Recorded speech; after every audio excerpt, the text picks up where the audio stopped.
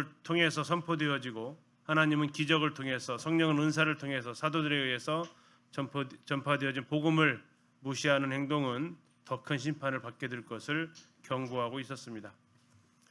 2장 5절부터는 인류의 첫 사람이었던 아담보다도 주님은 더 위대하시고 그의 실패를 주님이 동일한 성육신으로 오셔서 그 문제를 해결하셨던 분으로, 또 모세는 이스라엘의 위대한 스승이었는데 그는 하나님의 집에서 종으로 충성되었다면 예수님은 아들로서 충성되셨기 때문에 더 위대하시다. 그래서 이제 믿음의 여행을 중단하지 말 것을 권면을 하고 있었죠. 그걸 통해서 구약의 그들의 그 선배들을 통해서 이렇게 권면을 하고 있었습니다. 그들이 가데스 바네아에서 하나님 앞에 거역을 했고 거기에서 그들은 들어가는 걸 두려워했고 또 가지 말라고 했더니 또 올라가서 싸우다가 또 죽임 당하고 했던 그 가데스 바네아에서의 그 사건을 기억하라고, 무리바 마사에서의 사건을 기억하라고 경고를 합니다. 그들은 왜 가나안 땅에 왜 못 들어갔는가? 그들의 믿음의 여행을 왜 그들은 중단할 수밖에 없었는가? 그들은 믿지 않았기 때문에, 또 죄의 유혹을 받았기 때문에, 말씀을 들었지만 불순종했기 때문에 그들은 광야에서 죄를 범했다라고 이야기를 하면서 3장 18절 불순종이, 또 19절에 믿지 않음이 그들을 들어가지 못하게 했다, 들어갈 수 없게 했다라고 결론을 짓고 있습니다. 결국 그러면 이걸 통해서 경고하고자 하는 내용은 오늘 너희들이 하나님의 말씀을 들을 때에 믿지 않는 악한 마음이 아니라 믿는 마음을, 또 죄의 유혹이 찾아올 때에는 서로 권면해서 넘어지지 않도록 함을, 또 하나님 말씀을 들려주실 때에는 거기에 대해서 순종할 것을, 그럴 때 하나님의 약속하신 그 안식에 들어갈 수 있을 것을 이제 4장을 통해서 말하고 있습니다. 4장도 계속해서 경고가 이어지고 있는 부분입니다. 4장도 앞에서 그 말하고 있던 대로요. 그래서 그 부분을 좀 더 살펴보도록 하겠습니다. 참 안식을 주신 예수 그리스도, 4장 7절까지가 이제 경고에 대해 해당되는 부분인데 4장 1절입니다. 그러므로 우리는 두려워할지니 그의 안식에 들어갈 약속이 남아 있을지라도 너희 중에는 혹 이르지 못할 자가 있을까 함이라. 안식에 들어가지 못한 출애굽했던 백성들이 있었던 것처럼 지금 히브리인들, 기독교를 개종했던 예수 그리스도를 믿었던 사람들 중에도, 믿는다고 고백했던 사람들 중에도 안식에 들어가지 못할 사람들이 있을 것이다.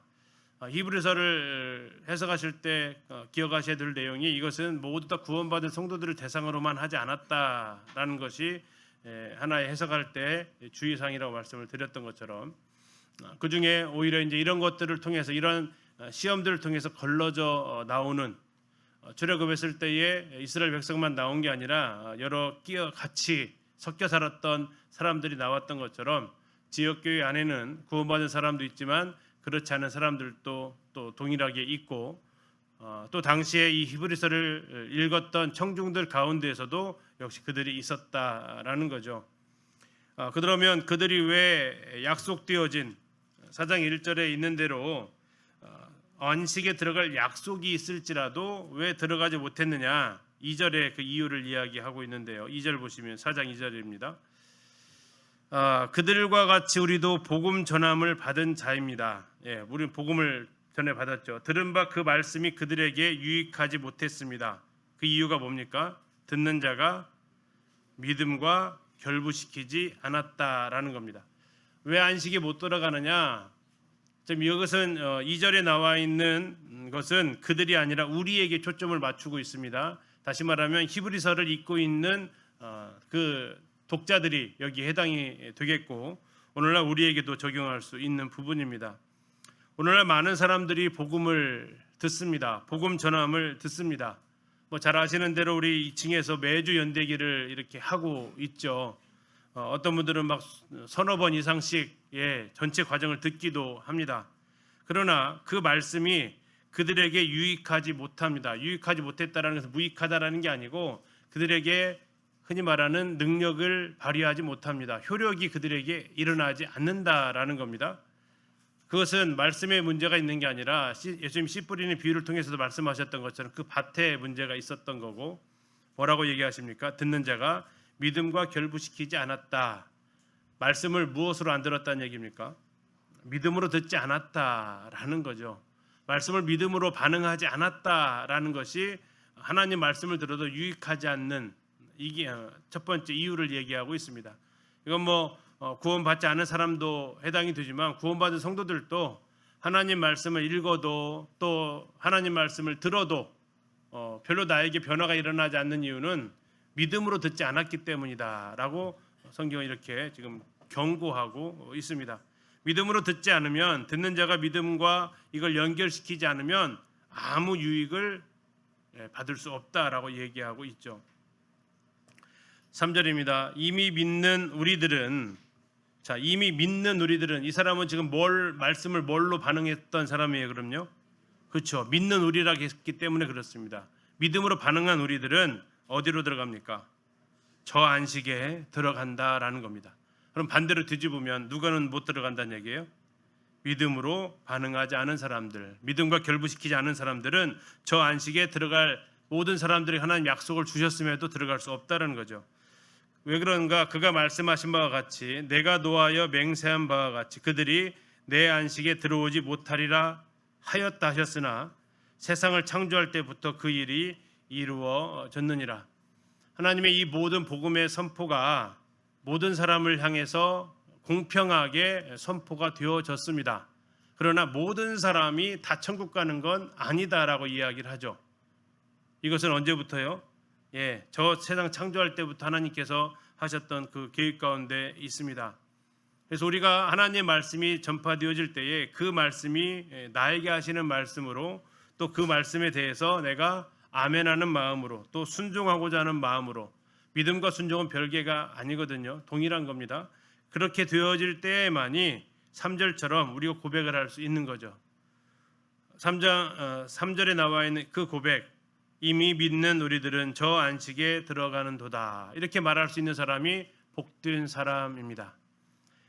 우리가 이제 안식이라고 표현하지 않고 우리는 보통 이제 복음 전할 때 뭐라고 표현해요? 천국에 들어가는 거, 그렇죠? 천국에. 그러면 안식을 천국으로 바꿔보면 어떻게 될까요? 이미 믿는 우리들은 저 천국에 들어가는 도다라는 겁니다. 믿는 자들이 믿음으로 하나님 말씀에 반응할 때 들어간다라는 거고, 뒤집어 보면 지금 이제 히브리서를 읽는 독자들한테는 너희가 하나님의 말씀을 믿음으로 반응하라라고 지금 이야기를 하고 있습니다. 자, 4절입니다. 4절 이제 촉구를 하고 있는 부분인데요. 제7일에 관하여는, 제7일이면 무슨 날입니까? 일곱째 날 안식일 날입니다. 하나님이 천지를 6일 동안 창조하시고 제7일 날 쉬셨잖아요. 그래서 이것은 안식하는 날입니다. 안식일입니다. 제7일에 관하여는 어딘가에 이렇게 일렀으되 하나님은 제7일에 그의 모든 일을 쉬셨다 하였으며, 이렇게 나와 있습니다. 하나님 뭐 하셨다고요? 안식하셨다라는 겁니다. 안식하셨다. 하나님이 안식하셨다. 여기서 안식은 어떤 의미라고 이렇게 생각이 되어지십니까? 여기서 말하는 안식. 피곤하니까 쉬셨다. 맞을까요? 틀릴까요? 하나님 6일 동안 창조하시고 천지 창조했더니 내가 좀 피곤하네, 좀 쉬어야겠네, 그런 안식일까요? 우리는 그렇죠. 오늘 금요일이잖아요, 그렇죠? 그래서 이제 일주일 동안 달렸으니까, 직장 생활하니까 힘드니까 내가 내일도 좀 쉬고 이 주일도 좀 쉬고, 그래야 월요일 날 뭐 할 수 있어요? 다시 힘을 얻어서 출근할 수 있으니까. 이게 우리가 육체를 가지고 있는 우리 안식인데 그것처럼 하나님을 생각하면 안 된다라는 거죠. 여기서 말하고 있는 안식은 뭡니까? 완성했다라는 겁니다. 완성했다, 다 끝마쳤다라는 개념이지 피곤한 개념이 여기서 말하고 있는 것은 아니죠. 하나님이 안식하셨다라고 이야기하고 있습니다. 그래서 덧붙일 것도 없습니다. 하나님의 작품은 완벽했습니다. 5절 보시면 또 다시 거기에 그들이 내 안식에 들어오지 못하리라 하셨으니, 자, 앞에 있는 것은 창세기 2장 4절은 창세기 2장 2절을 언급하신 말씀인데요. 여기서 말하고 있는 이제 또 다시 이렇게 나와 있는데요. 5절은 시편 95편 11절을 인용한 말씀입니다. 잠시 시편 95편 11절 한번 찾아서 읽어보도록 하겠습니다. 눈으로 직접 확인 한번 해보실게요. 시편 95편 11절입니다. 하나님은 제7일의 안식을 하셨습니다. 그러나 시편 95편 11절 같이 한번 읽겠습니다. 시작. 그러므로 내가 노하여 맹세하기를 그들은 내 안식에 들어오지 못하리라 하였도다. 자, 그들이 누구냐면 앞에 나와 있었던 8절에 나와 있는 사람들입니다. 무리바에서 마사에서 완악하게 했던 사람들. 9절에 나오면 조상들인데 하나님을 시험했던 사람들. 10절에 40년 동안 미혹되었던 사람들. 그 사람들은 하나님이 준비하신 안식에 들어갈 수 없다라는 겁니다. 하나님의 안식하셨습니다. 창세기 2장에서 하나님 안식을 하셨어요. 하나님의 안식이 여기서 끝난 게 아니다라는 것을 지금 볼 수가 있고, 하나님께서 아직 자기 안식의 아직도 유효하다, 아직도 안식에 들어올 사람이 있다라고 좀 이야기를 하고 계십니다.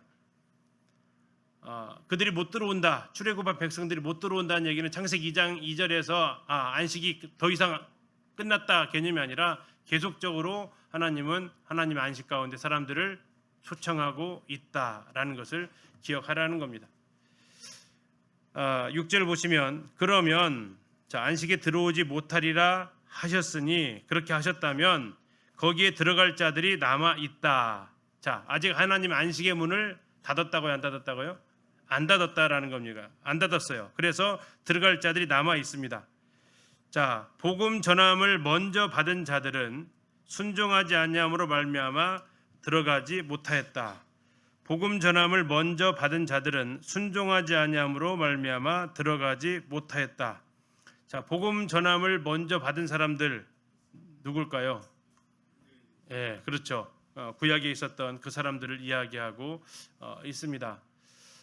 안식의 문이 여전히 열려 있지만 먼저 받았던 이스라엘 백성들은 또 그 앞에서 아까 우리 95편에서 보셨던 대로 출애굽에서 계속해서 하나님 앞에 불순종했던 그들입니다. 그들은 더 이상 이 약속에 들어갈 수 없었다, 못하였다라고 했습니다. 그러니까 과거죠. 이게 현재의 사람들이 아니라 과거의 사람을 이야기하고 있는 겁니다.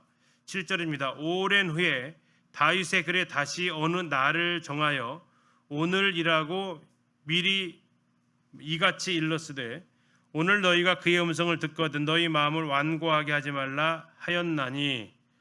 자, 여기가 지금 얼마가 지났대요? 오랜 후라고 나와 있습니다. 오랜 후에. 자, 오랜 후면 언제를 얘기할 것 같으세요? 자, 다윗의 글이라고 나왔잖아요. 이게 얼마나 지났을까요? 이 출애굽하고 다윗 때하고 출애굽이 BC 1446년에 출애굽이 일어났습니다. 그리고 40년 동안 광야 생활을 했죠. 그러면 BC 1496년, 86년이죠.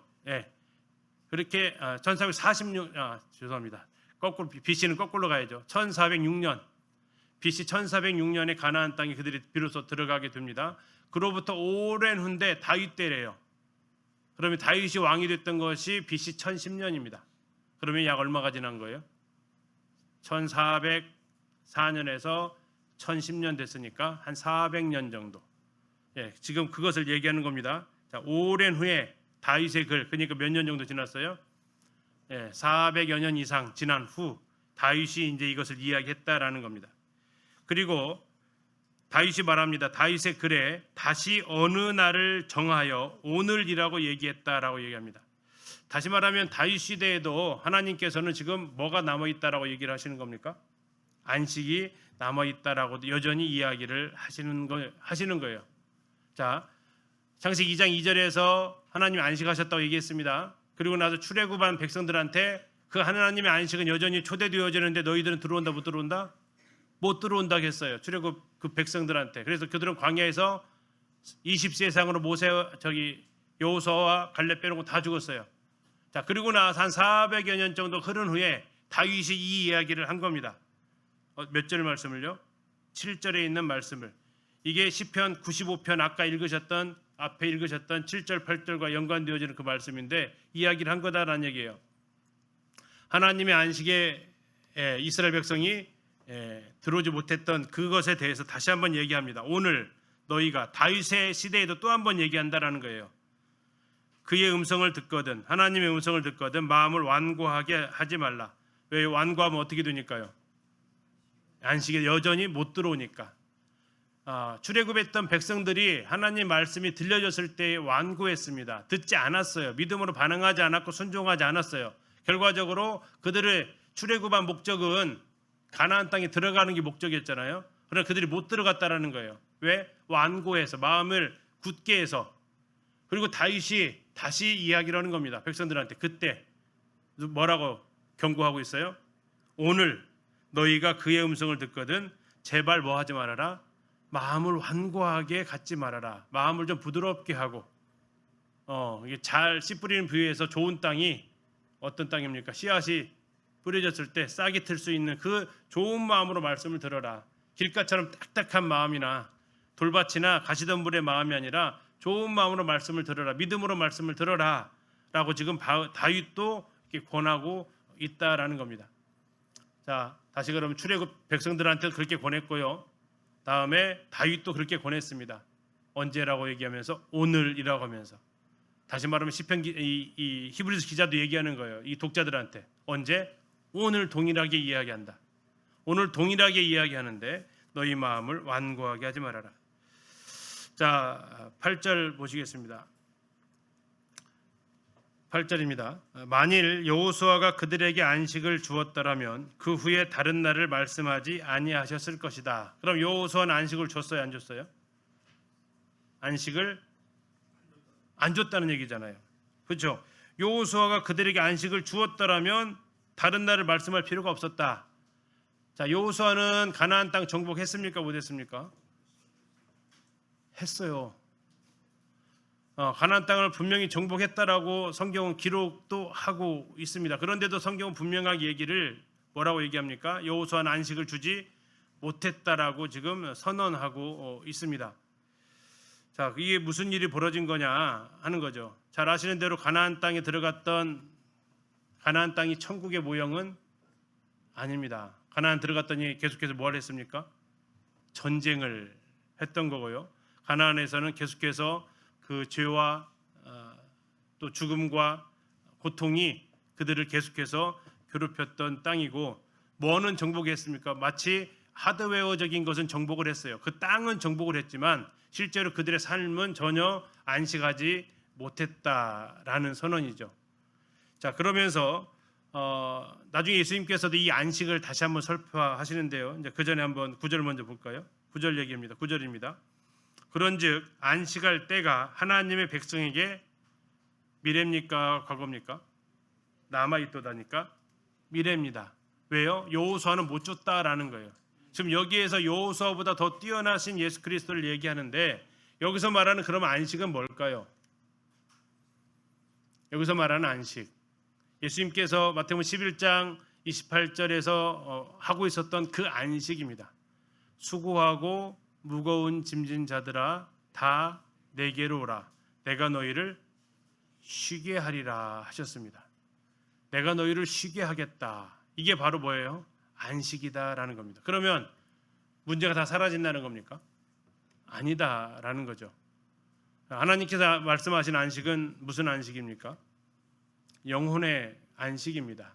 죄의 문제로부터의 해결되어진, 그래서 더 이상 이 땅에 살아가면서 저 안식에 못 들어가는 사람이 없도록 하시는, 그래서 사람들에게 수고하고 무거운 짐진 죄의 짐을 지고 하는 사람들에게 그 문제를 완전하게 해결해 주시는, 그래서 우리에게는 이제 9절에 있는 것처럼 하나님의 백성에게 나는 뭐가 있습니까? 앞으로 안식에 들어갈 거다라는 그 약속이 우리에게는 남아있다라고 이야기하고 있습니다.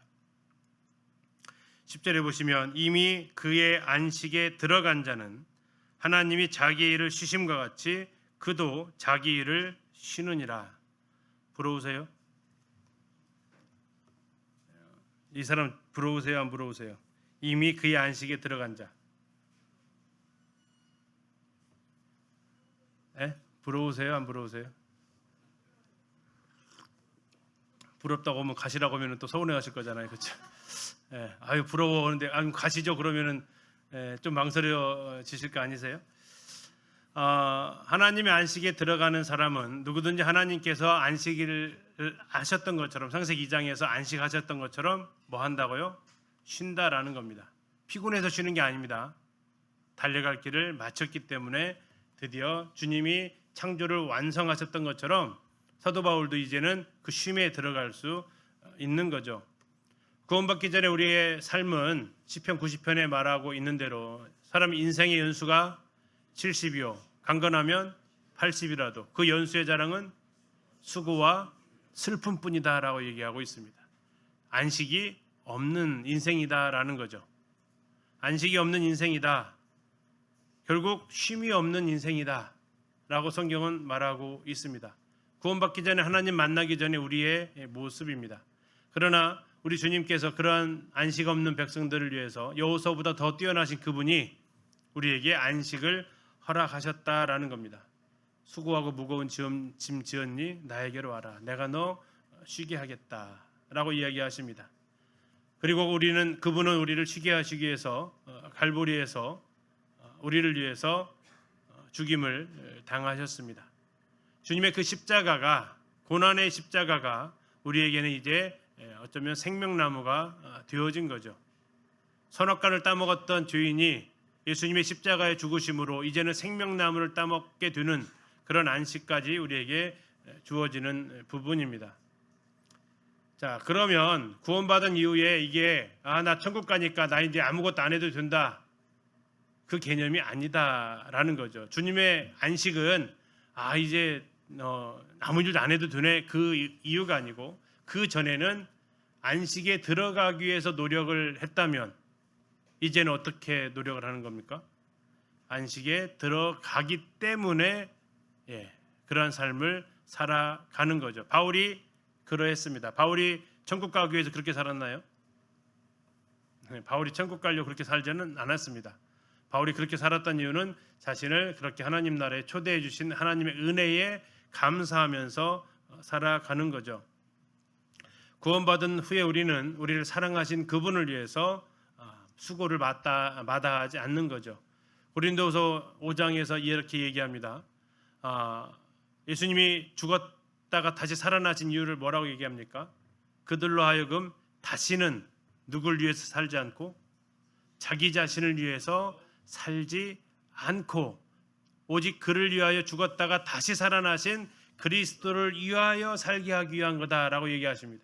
그래서 구원받은 이후에 우리는 우리를 위해서 그렇게 죽기까지 순종하신 주님을 사랑하는 마음으로 기꺼이 수고를 하는 거죠. 왜요? 우리에게는 들어갈 안식이 이제 남아 있으니까. 들어가려고 수고하는 거 아닙니다.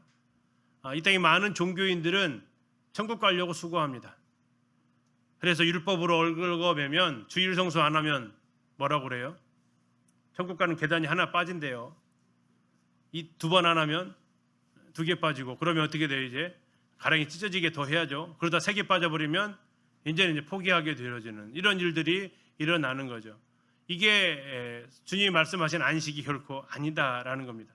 안식하기 위해서 종교 생활하는 게 아니고 우리에게 안식이 주셨으니까 우리에게 안식을 허락하셨으니까 그것에 대해서 감사함을 한다라는 거죠. 마치 자녀가 부모에게 효도하는 이유가 아들 되려고 딸 되려고 수고하는 자녀들 본 적 있으십니까? 없죠. 그 부모의 사랑이 감사해서 하는 겁니다. 하나님의 영원한 안식, 우리는 그날을 소망하고 있습니다. 그것은 아마 이 땅에서의 우리의 수고가 다 마무리되어질 때 우리에게 주어질 영원한 안식을 이야기하고 있죠. 여호수아는 가나안 땅으로 이스라엘 백성들을 데리고 들어갔습니다. 아마도 꿈에 그리던 그 땅이었을 건데 그곳에 들어가서 여호수아는 죽는 날까지 계속 뭐 했습니까? 계속 정복 전쟁을 해야만 했던 거고 그들에게는 안식이 없었습니다. 그들의 약속된 땅은 받았는지 모르겠지만 그들의 삶에는 안식이 없었습니다. 그래서 성경에서도 여호수아가 그들에게 안식을 주었더라면 주지 못했다. 성경에서는 땅을 정복했다라고, 정복하는 일을 마쳤다라고 여호수아에서 기록은 되어져 있습니다. 그러나 땅 정복이 안식은 아니었다라고 하나님은 이야기하시는 겁니다. 참 안식은 예수 그리스도를 통해서만이 주어질 수 있다라고 지금 이야기를 하고 있는 거죠. 우리는 어쩌면 10절에 있는 것처럼 피곤하죠. 육체를 가지고 있으니까 피곤하고 나이가 드실수록 그 피곤함은 잘 또 풀리지도 않습니다. 앞자리가 바뀌어갈수록 이제 12시를 넘기는 것이 이제 불안해져 가고 한번 이게 피로가 쌓이면 좀처럼 잘 풀리지도 않고 이게 어쩌면 우리의 육신의 몸을 가지고 있는 모습이죠. 그래서 우리에게는 참 쉬고 싶다라는 그것이 소원처럼 있습니다. 그러나 하나님이 우리에게 말씀하시는 그 쉼은 그렇게 말하는 쉼과는 다르다라는 거죠. 하나님은 한 번도 그런 쉼을 우리에게 약속하신 적은 없다라는 겁니다. 좀 아쉬우신가요? 너 구원 받으니까 이제 육체적으로 좀 쉬어라라고 주님 약속하신 적은 없다라는 겁니다. 바울의 삶을 봐도 바울이 육체로 어떻게 편히 쉰 적이 있습니까? 가장 주님을 잘 따랐다는 제자들이 그렇게 쉰 적이 있습니까? 없죠. 그래서 주님을 가장 잘 믿는 사람이 그렇게 그런 육체적 쉼을 추구하지 않았다면, 우리가 주님을 잘 믿고자 한다면 그런 육체적 쉼이 우리에게 소원이 된다라는 건 뭔가 방향 초점을 잘 못 맞췄다라는 것밖에 되지 않습니다. 왜요? 하나님 우리에게 약속하신 그 쉼은 마태복음 11장 다시 보시면 뭐가 쉼을 얻으리니라고 혹시 기억나세요? 수고하고 무거운 짐진 자들아 다 내게로 오라. 내가 너희를 쉬게 하리라. 이는 나의 멍에는 쉽고 가벼움이라. 그러면 뭐라고 하세요? 너희 뭐가 쉼을 얻으리니 그래요?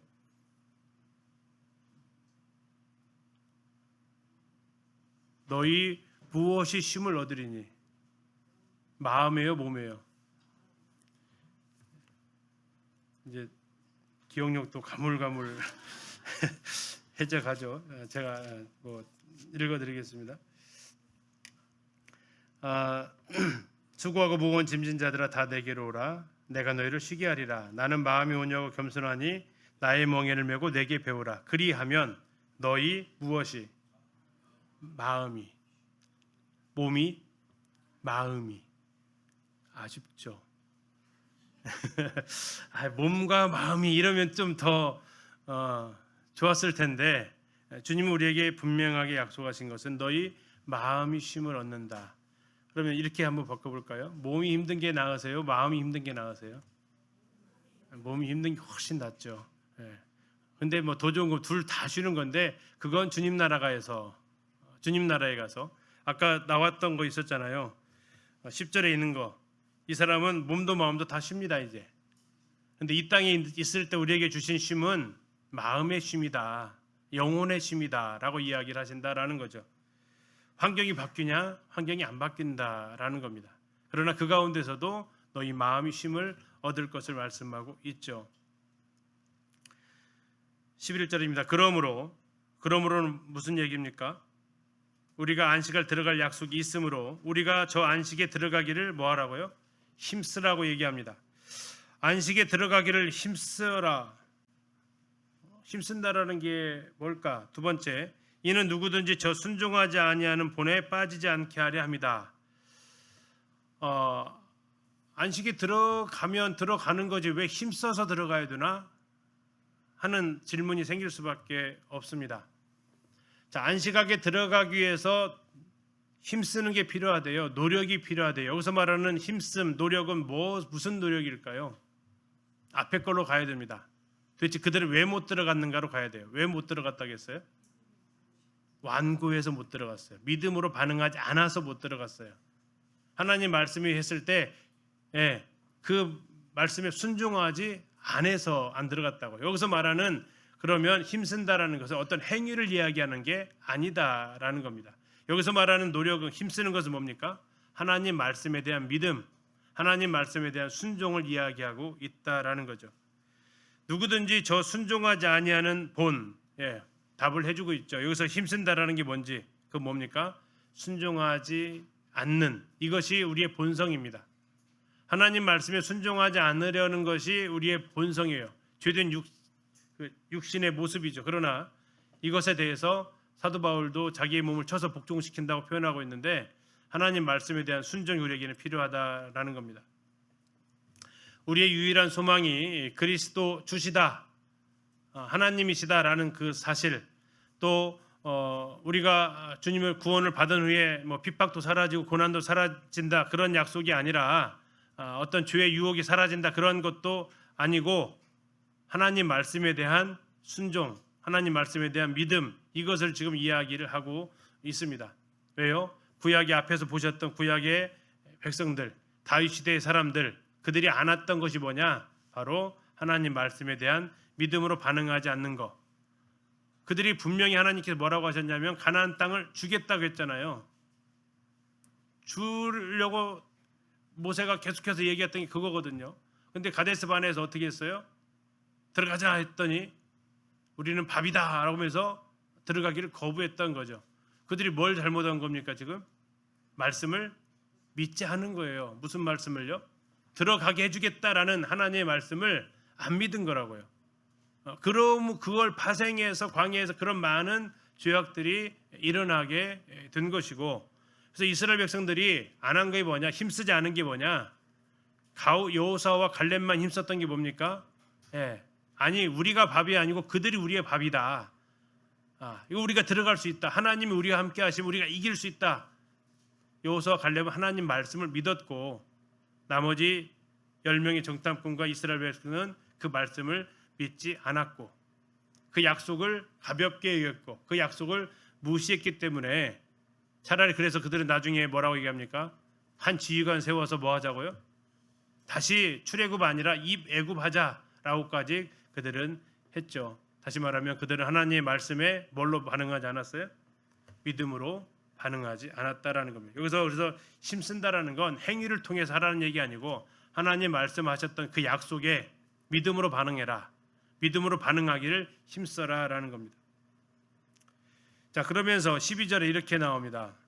하나님의 말씀은 살아있고 활력이 있어 좌우의 날선 어떤 검보다도 예리하여 혼과 영과 및 관절과 골수를 찔러 쪼개기까지 하며 또 마음의 생각과 뜻을 판단하나니. 이 많이 알려진 말씀입니다. 그렇죠? 근데 흐름상으로 보면 자칫 한글 성경으로 보면 좀 생뚱맞다라는 느낌이 듭니다.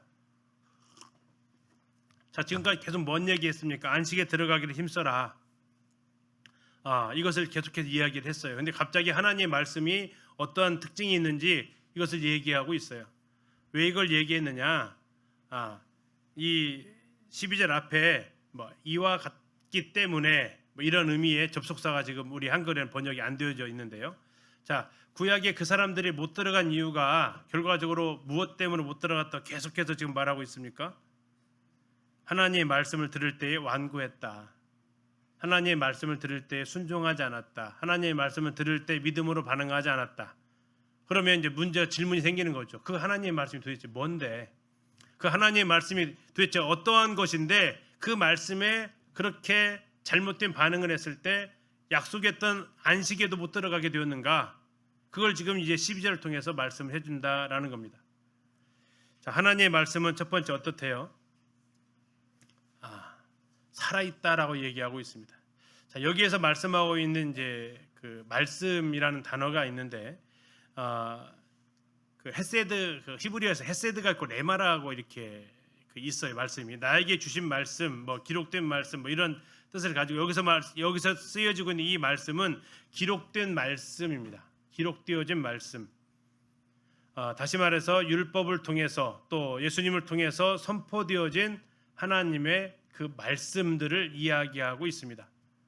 이게 나한테 주시는 그런 어떤 말씀이 아니라 개인적 그 감동으로 주신 말씀이 아니라 누가 봐도 명백한 기록되어진 하나님의 말씀을 이야기하고 있습니다.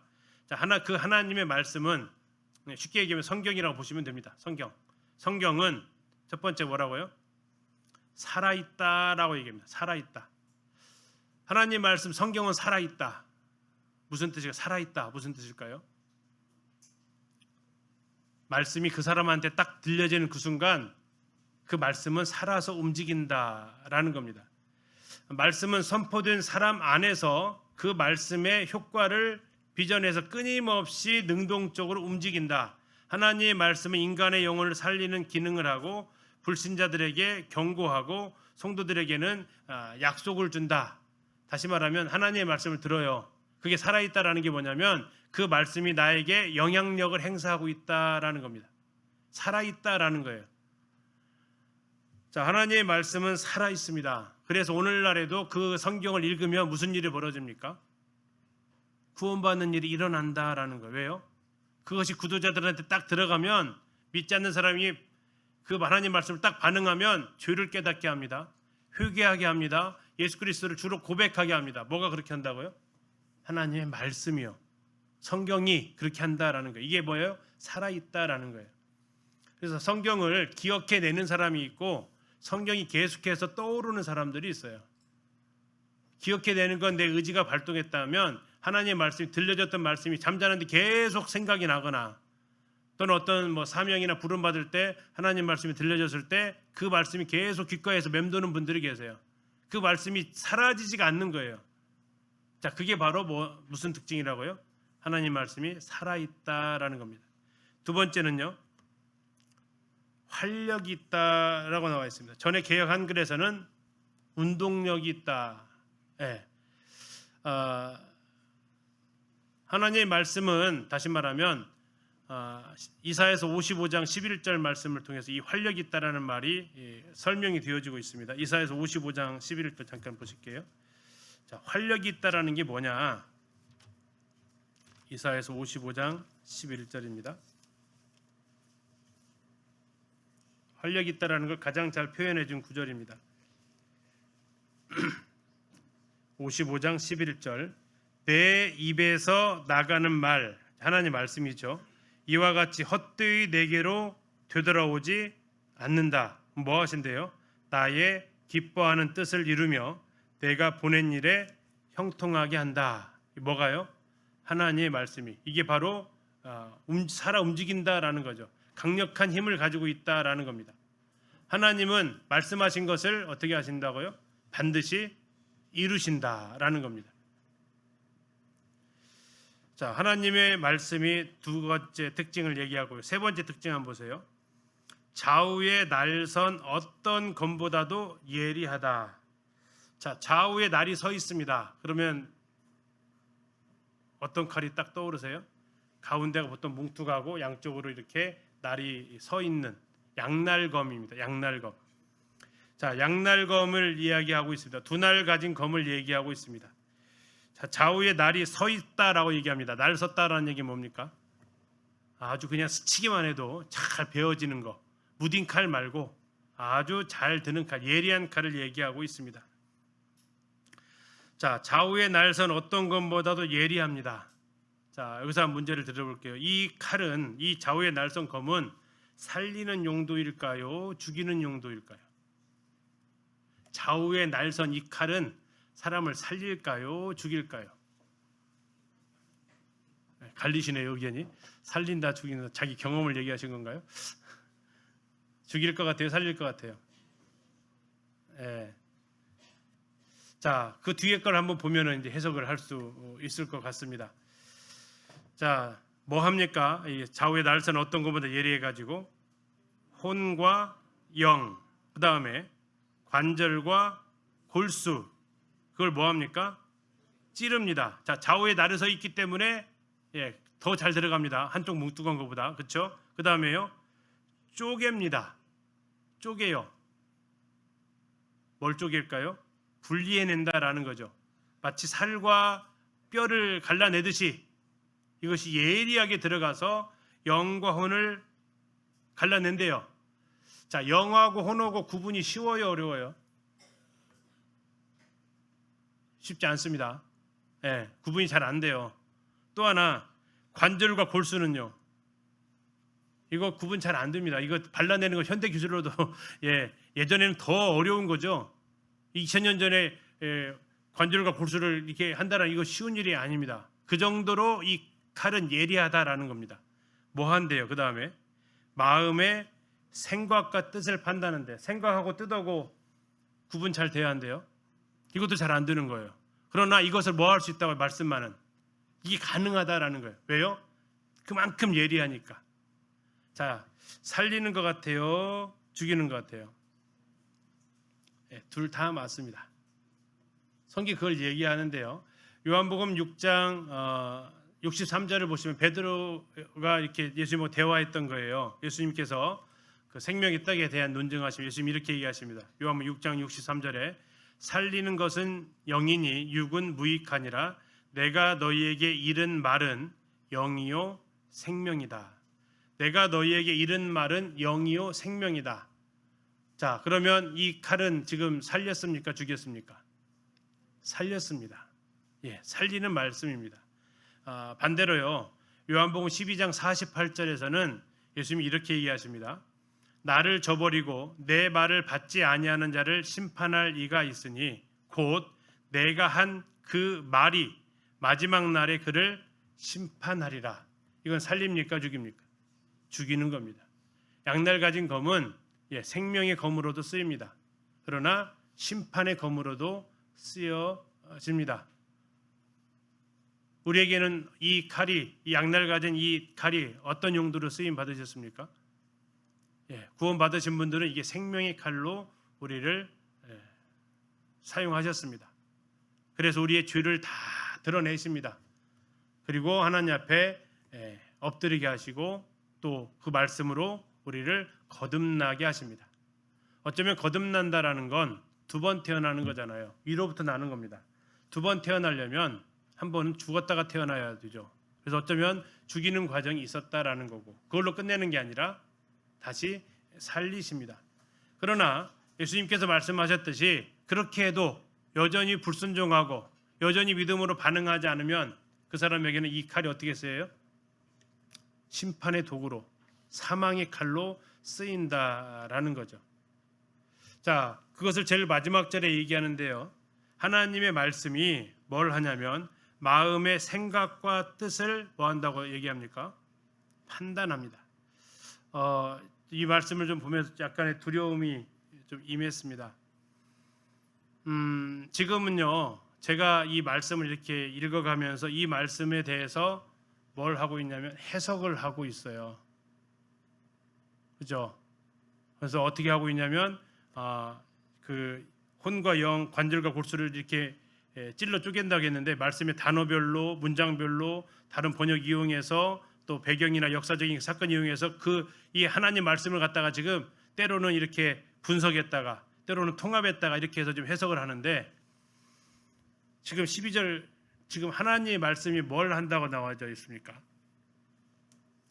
네 마음의 생각과 뜻을 갖다가 이제 내가 하겠다라는 거예요. 내가 하나님의 말씀에 대해서 분별하는 거하고 하나님의 말씀이 나를 분별해서 들어오겠다라는 겁니다. 하나님의 말씀을 통해서 내 속을 들여다 보이게 하시는 일들이 생긴다라는 거죠. 내가 하나님의 말씀을 분별하는 게 더 나아 보이세요? 하나님이 그 말씀으로 나를 분별해 보는 게 더 나아 보이세요?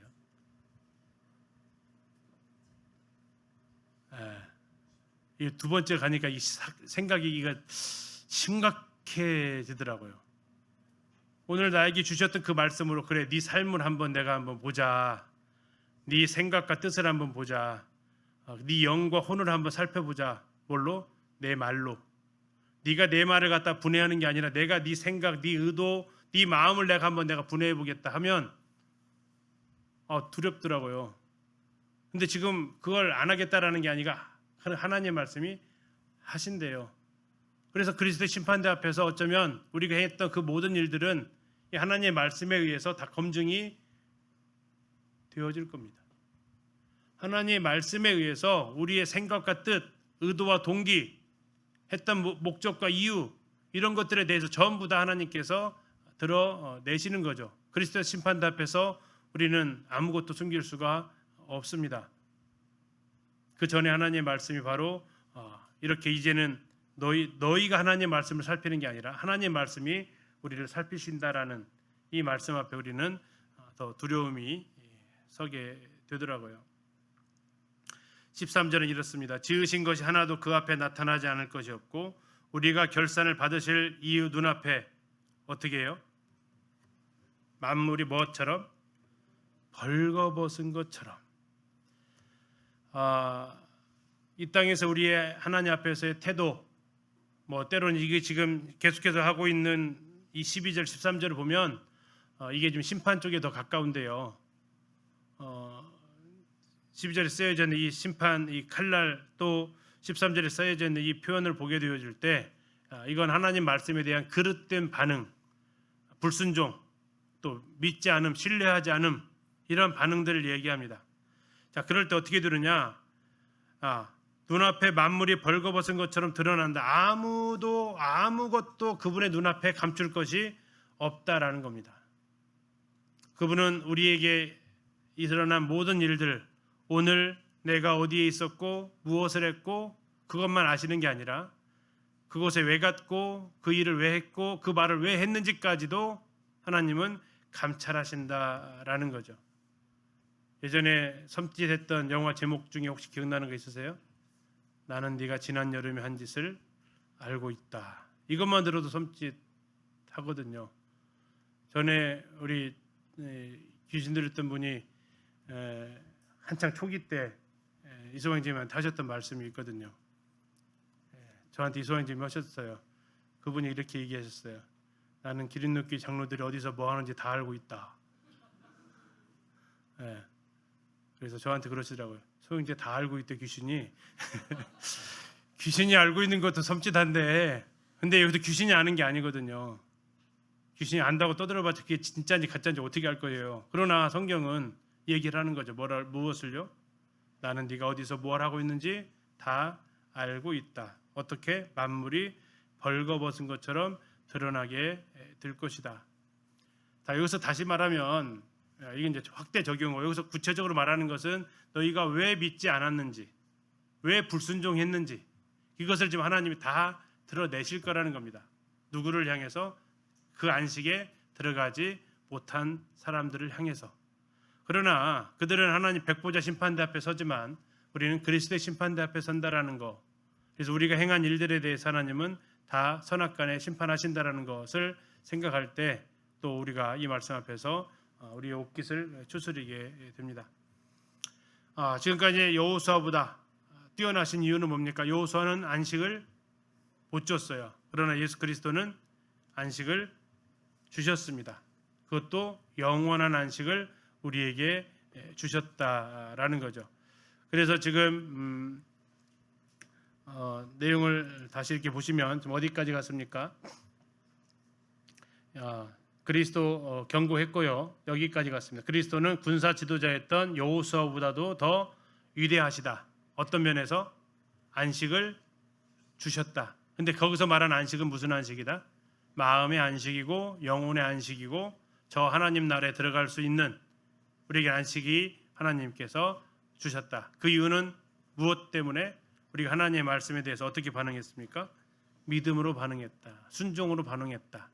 저들이 들어가지 못한 이유는 그 마음을 완고하게 했고 믿음으로 반응하지 않았고 미혹되었고 하나님의 약속을 믿지 않았다. 결국 우리가 복음 전할 때 많이 사용하지만 많은 사람들이 지옥 가는 이유를 뭐라고 얘기합니까? 죄를 지어서 가는 게 아니라 하나님의 그 약속의 말을 믿지 않았기 때문에, 그 믿음으로 반응하지 않았기 때문에, 이 땅에서 어떤 죄를 지어서 지옥 가는 부분이 아니라 그건 예수님께서 다 해결해 주셨는데 예수님께서 그것을 다 해결해 주셨다라는 그 예수님께서 하신 그 일에 대해서 신뢰하지 않고 받아들이지 않았기 때문에 그것이 자기의 것이 안 되고 괘씸죄로 지옥 가는 거 아닙니다. 그것이 자기 것이 되지 않았기 때문에 그들은 예수님과 관계없는 사람이 되었고 그래서 그들은 지옥에 들어가는 거죠. 자, 이제 잠시 쉬었다가 마지막 6번째 부분, 그리스도는 아론보다, 대제사장 아론보다 더 위대하다 하는 것을 같이 이렇게 살펴보겠습니다. 10분 쉬었다 9시 10분에 이어서 가겠습니다.